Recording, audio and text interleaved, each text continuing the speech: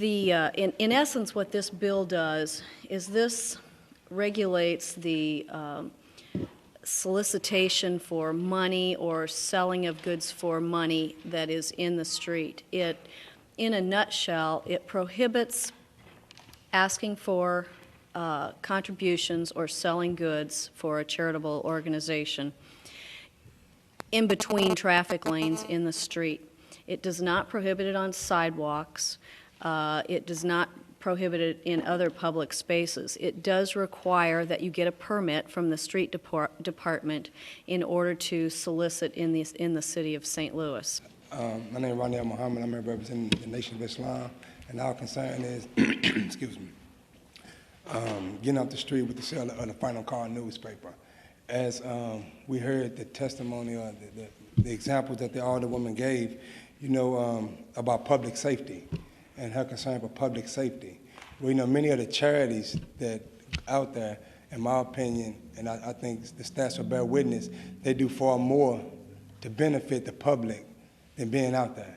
I know yesterday, I can look at myself and many other brothers here, we were yesterday's car thieves. We were yesterday's drunk drivers. And it was through the Final Call newspaper that kind of changed our mind around, changed our thinking around to make us want to be upstanding citizens. They want to help the community rather than be a detriment to the community. So we are here definitely voicing our concern with the Final Call. As we know, the Final Call reaches a lot of young people out there and change their lives through what Minister Farrakhan has to say. So, you know, anything that limits us and cuts us off from getting that word out there to them young people in the fashion that we've been doing it, is definitely a concern of ours. My name is Marvin Lindmark. I'm here on behalf of the Suburban Journal's Old Newsboys Day.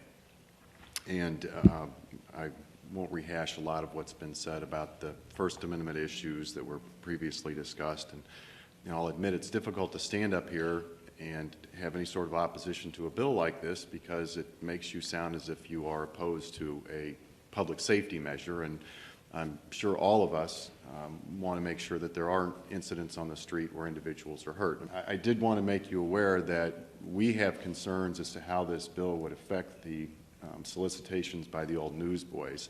I do appreciate very much the public safety concerns that are raised, and you know, I appreciate the sentiments that, you know, if we can save one person from being injured or killed, that, you know, it's an important measure.